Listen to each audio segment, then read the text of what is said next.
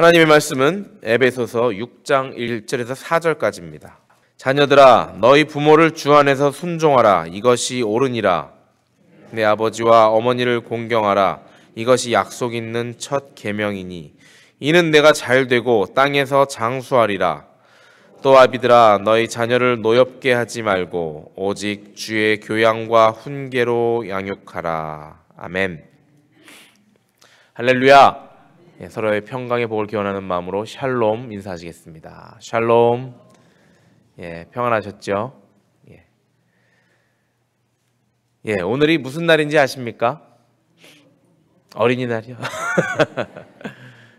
어린이와 같은 마음으로 되시라는 뜻에서 오늘은 어버이날입니다.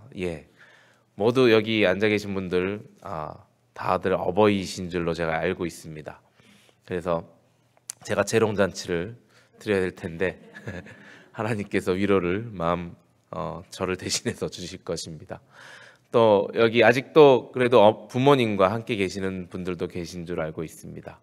우리가 어버이날을 맞아서 특히나 정말 이런 특별한 날이라도 더 우리 어버이를 기억하시고 아니면 이전에 계셨던 우리 부모님들을 생각하시면서 오늘 하루를 살아가시고 또 우리 자녀들에게 어떠한 어버이가 되어야 하는지 오늘 이 말씀을 보면서 함께 우리가 나눠보고자 합니다. 자, 오늘 우리가 함께 봉독한 이 말씀은 정말 어버이날에 또 특히 이 5월달 가정의 달에 잘 어울리는 말씀이죠. 이 말씀은 우리 바울 사도가 에베소 교회 교인들에게 보내는 말씀이었습니다. 편지 중에 하나입니다. 겉면의 말씀이었죠. 우리 에베소 교인들 이렇게 사십시오 하고 보내드리는 겉면의 말씀 중에 하나였습니다. 당시 바울 사도는 로마에 있는 감옥에 갇혀 있는 상태에서 감옥에서 그 에베소 교회 교인들에게 쓴 편지였습니다. 바울 사도가 왜 감옥에 갔습니까? 우리 잘 아시듯이 예수님을 전파하다가 갔습니다.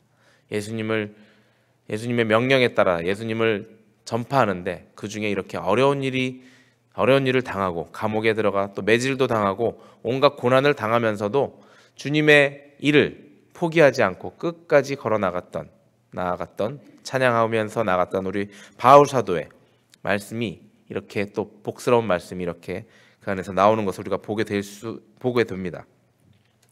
이 당시 에베소라는 곳은 항구 도시였습니다. 항구 도시였으면 어떻습니까? 우리나라에서만 보더라도 부산이나 인천 이런 항구 도시에는 많은 온갖 다른 세상 문물들이 가장 먼저 들어오는 곳이었습니다. 그 당시에는 이제 비행기가 없었기 때문에 항구가 해외로 향하는 가장 빠른 통로였죠. 그렇기 때문에 그 많은 문물들이 모인다고 하는 것은 좋은 문물들도 들어오지만 또 나쁜 것들도 들어오고 그래서 온갖 이방 신들도 많이 모여 있고 또 그만큼 또 경제적으로도 풍족한 생활을 하는 그런 곳이었습니다. 바울은 이 도시에서 3년간 지냈던 것으로 우리가 알고 있습니다. 상업과 종교의 중심지라고 불리는 이런 에베소에서 그 다양한 종교들이 상업들과 발전된 그 도시에서 잘 자라고 있었습니다. 그렇기 때문에 사람들이 많은 이방 종교들에 취해 있었고 이것도 이 세상에서 말하는 이런 신도 좋아 보이고 저 세상에서 말하는 저런 신도 좋아 보이고 그러면서 바울이 전했을 때 어땠을까요? 바울이 전하는 신 또한 우리가 모시는 하나님 또한 그냥 그러한 종교 중에 하나라고 생각이 들었을 것입니다. 그래서 바울은 이 이방인들 당시의 유대인들이 아닌 이방인들에게 하나님의 복음을 주님의 복음을 전하면서 동시에 그 성도들에게 예수님을 구주로 영접한 성도들에게 너희가 이제는 그 옛날 악습들을 버리고 정말 주님의 뜻대로 주님이 원하시는 행동들을 하며 살아가라라고 하는 그런 권면의 말들을 해야 했었습니다. 많은 생활 태도가 그저 이방신들을 따랐을 때 했던 일들 그대로 하고 있었기 때문에 그 변화가 필요했던 그 에베소 사람들이었습니다. 그 중에서도 여러 가지 이야기를 했는데 그 중에서도 오늘은 특히 부모님 공경에 대한 이야기를 여기서 하고 있습니다. 우리 자녀들이 부모에게 해야 할 의무, 마땅히 지켜야 할 도리를 말해주고 있습니다. 부모에 대한 자녀의 의무 1절에서 3절까지 나오고 있습니다. 전체가 1절에서 4절인데 더 중요한 부분 4분의 3을 이렇게 자녀들의 의무를 이야기하고 있습니다. 부모에 대한 자녀의 의무는 무엇입니까? 그것은 쉽게 말해서 바로 부모에게 순종하라는 이야기죠. 참 듣기 좋은 말입니다. 당연히 그래야 합니다. 하나님께서 우리 자녀들에게, 하나님의 자녀들에게 요구하시는 것은 순종입니다. 그리고 우리 육신의 부모에게까지 순종하는 것을 말합니다. 이 순종은 외적인 표현이나 행위들 뿐 아니라 내적인 마음속에서 우러나오는 순종을 이야기하고 계시는 것입니다. 그런데 중요한 것은 주 안에서라는 말씀이 있습니다. 자녀들아 너희 부모를 주 안에서 순종하라. 무조건 순종하라는 말까지는 아닙니다. 하나의 단서, 주 안에서 순종하라. In Christ. 그것이 무슨 뜻이겠습니까? 주 안에서라는 의미는 상당히 중요합니다. 우리가 다른 여러 일에서 부모님을 순종해야 하지만 특히 주님의 일을 하시는 부모님 안에서 순종하라는 말도 됩니다. 주님의 일을 하시는 부모님은 어떤 일을 하시는 것입니까? 자녀들에게 주님의 말씀을 전하는, 교회에서 나와서 물론 교회 학교에서 주님의 말씀을 자녀들에게 전하지만 집에서 자녀들에게 예수님을 가리키는 그러한 부모님의 모습들이 있습니다. 여러분들 많이 그러셨으리라 생각이 됩니다. 그럴 때 더더욱 순종하라라는 말씀을 하고 계시는 것입니다. 그렇게 또 성인된 자녀들을 놓고 너 이렇게 하는 것이 하나님이 원하시는 길이니라고 이야기할 때 그 주님의 일을 할 때 자녀들이 순종을 해야 한다는 것입니다. 또 하나의 의미가 있습니다. 우리가 자녀된 자로서 부모님께서 하시는 말을 들을 때 부모님의 말씀이 저 말씀이 주 안에서 일어나는 일인지 자녀들로서 그것을 보고 판단을 하라는 이야기입니다. 아주 몇 년 지난 이야기입니다. 벌써 수년 전의 이야기인데 옛날 한국에서 어떤 동네에서 초등학생을 자기네 신발 가게로 끌고 가서 성추행하고 살해한 일이 있었습니다. 살해하고 산에다가 안매장을 했습니다.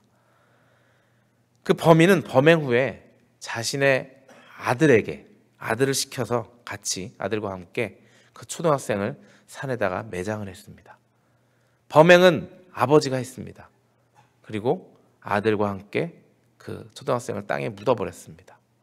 자, 이러한 상황이라면 이건 실화입니다. 이러한 상황이었을 때 그 아들이 어떻게 해야 하는 것이 옳았겠습니까? 이건 물론 세상 사람들 이야기입니다. 교회 다니는 사람들은 이럴 리가 없죠. 그 아들이 부모의 말에 순종한다고 해서 우리 부모를 지켜드린다고 해서 그 범행을 같이 하는 것, 그것이 우리가 크리스찬으로서 봤을 때 주 안에서 그러한 일이 가능했겠습니까? 물론 이 사람들은 하나님과 상관없는 사람이었기 때문에 이런 일을 했을 것이라 생각이 듭니다. 우리가 어떠한 일을 할 때든지 주 안에서 하는 것이, 주 안에서라는 생각을 항상 먼저 생각을 해봐야 할 것입니다. 또 간혹 우리 주위에 보면 그 형제나 자매들, 그 아이들은 참 신앙이 좋은데 부모님이 교회에 나오지 않는 경우를 간혹 보게 됩니다.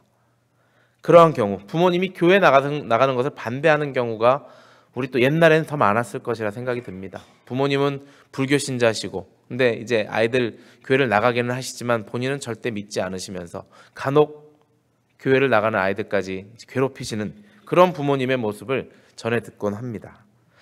그럴 때 주 안에서라는 이 말씀이 없었다라면 내가 부모님한테 순종하는 것이 당연하니까 부모님이 교회 가지 말라면 가지 말아야지 하는 것이 맞는 것이 아니라는 얘기죠. 주 안에서 주님께서 우리에게 허락하신, 우리에게 말씀하신 그 말씀 안에서 우리가 부모님을 순종해야 한다는 것입니다. 하지만 또 하나 우리가 주의해야 할 것은 우리가 부모님께서 우리와 뜻이 다를 경우, 그것이 하나님께서 이렇게 말씀하셨습니다라고 말하면서 바로 그 앞에서 부모님의 면전에서 정말 부모님 당신이 틀립니다라고 얘기했을 때 그것이 어떠한 결과를 낳게 되는지 우리가 다시 한번 또 생각을 해봐야 한다는 것이죠. 하나님의 말씀에 비춰보았을 때 부모님의 말씀이 당연히 틀릴 수가 있습니다.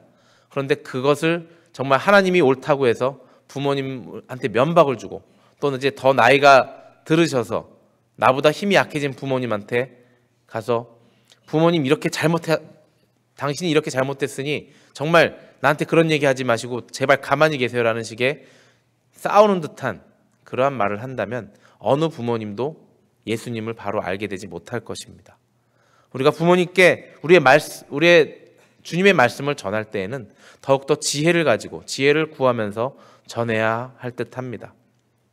여러분들도 자녀들을 키워보셔서 알겠지만 내가 낳았고 내가 길러서 그 아이의 어린 모습부터 알고 있는 그런 사람이 내 앞에 나와서 훈계를 한다고 했을 때 그것을 쉽게 받아들이는 부모님은 세상에 없다고 볼 수 있습니다. 저도 이제 자식을 낳아봐서 감히 말씀을 드립니다. 이제 10살도 안 된 자식들이지만 그러한 아이들이 조금 배웠다고 해서 내 앞에 와서 아는 척을 하고 당신이 틀렸습니다라고 얘기했을 때 분노가 있습니다. 그리고 특히 미국 땅에 사실 때 더 많이 그러시죠. 영어 때문에 우리는 많이 알지만 단지 영어 때문에 그것을 잘 모르고 있을 때 우리 자녀들이 영어도 못하시면서 뭘 자꾸 그렇게 하시려고 하세요 라는 그런 말을 만약에 부모님한테 했을 때 거기서 마음이 끓어오르고 그 자녀와 관계가 단절이 되게 됩니다. 저희 부모님은 저희 부모님도 나이가 많이 드셨는데 저에게 안 좋은 모습의 교육 방법을 많이 보이셨었습니다. 저에게 말씀하실 때 저를 무시하는 듯한 네가 뭘 안다고 그래? 라고 하면서 그 말을 하셨던 적이 많이 있습니다. 그런데 그것을 제가 커서 보니까 또 저의 아들에게 아직 우리 아들 동훈이가 이제 막 6살이 이제 되기 직전인데 말을 아직 완벽하게 하지 못하고 영어를 잘 못합니다. 글씨를 잘 못 읽습니다. 그러면서 저에게 이제 막 게임 하고 싶다고 게임 시켜달라고 막 그럽니다. 그러면 영어도 못하는 놈이 뭐 그런 게임을 하려고 그래? 네가 글씨를 읽어야 그 게임을 하지 라고 하면서 면박을 줍니다. 그게 그 당시에는 제가 그냥 화풀이 하는 듯이 이렇게 했는데 그것이 그 어린아이가 그 말을 듣고는 눈물을 뚝뚝 흘리면서 그냥 저렇게 방으로 들어가 버리는 모습을 보게 됩니다. 그럼 제 마음이 너무나 아프죠. 그것은 자녀를 제가 인격적으로 대하지 못하고 그냥 저의 화풀이를 하는 그러한 교육의 방법이었던 것입니다.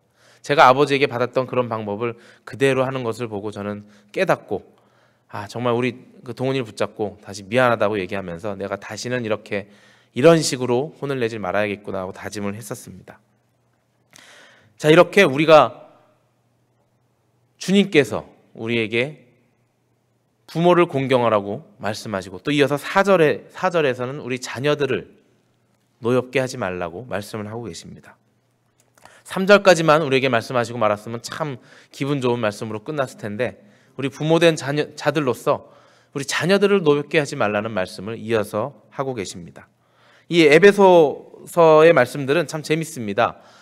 이 신앙생활을 이야기할 때 우리 크리스찬들이 해야 할 신앙생활을 이야기할 때 아내들이여 남편에게 순종하라 얘기하면서 동시에 남편들이여 아내 사랑하기를 그리스도께서 교회 사랑하듯 하여라 라는 동시에 한 쌍으로 이야기를 합니다. 그리고 종된 자들이여 너희 상전에게 복종하라 이야기하면서 상전들이여 너희 종들에게 공갈치지 말아라 이런 말씀이 나옵니다. 이런 말씀이 성경에 있냐고요? 예, 있습니다. 공갈이란 말이 나옵니다. 우리 6장 오늘 읽은 6장 1절 6장 4절 이후 부분에 보면은 종과 상전의 말이 나옵니다. 6장 8절 6장 9절 6장 9절에 상전들아 너희도 저희에게 이와 같이 하고 공갈을 그치라 이런 멋진 말씀이 있습니다.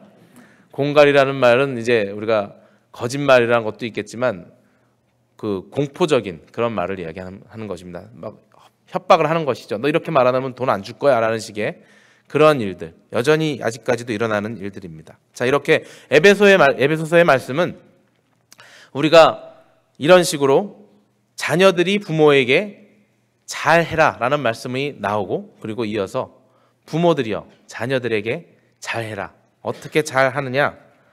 너희 자녀를 노엽게 하지 말고 오직 주의 교양과 훈계로 양육하라.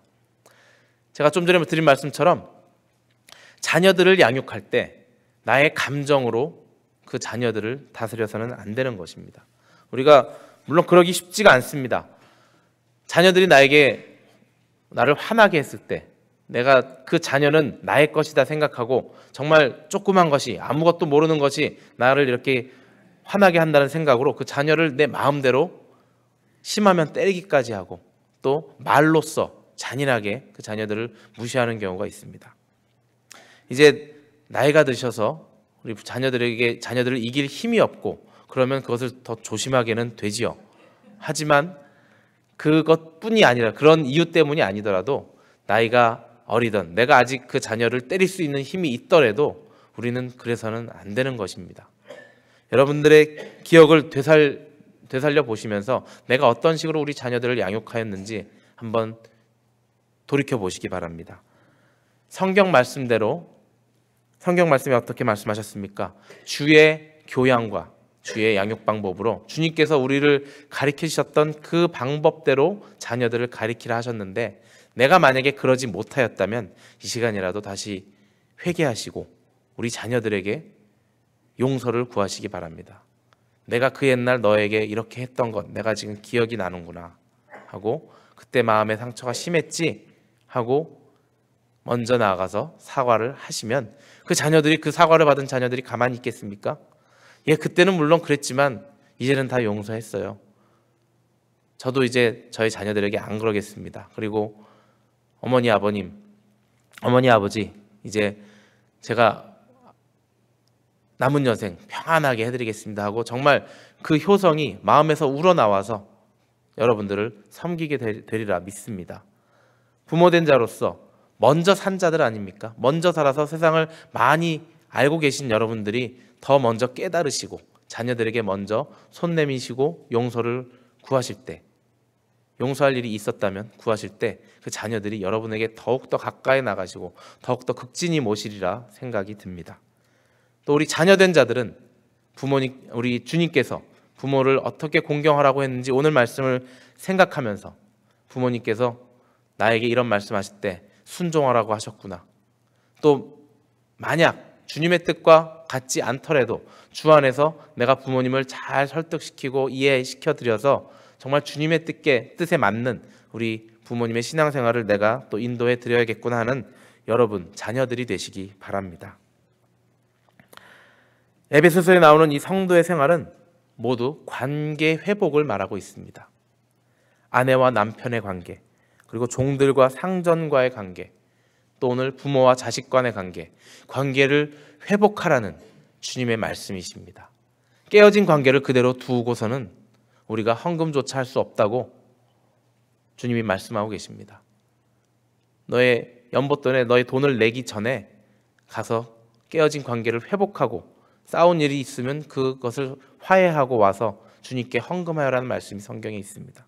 여러분들이 깨어진 관계가 있다면 오늘 회복하시는 하루가 되시기 바랍니다. 먼저 깨달은 자가 더 나은 사람이니까 먼저 가서 손길을 내미시기 바랍니다. 우리 이제는 그러한 일이 없도록 합시다. 형제 간에, 부모 자식 간에, 또 직장에서의 관계에서 먼저 손 내미시고 먼저 회개하시고 그리고 주님께 칭찬받는 여러분들 되시기를 주님의 이름으로 축원합니다. 기도하시겠습니다.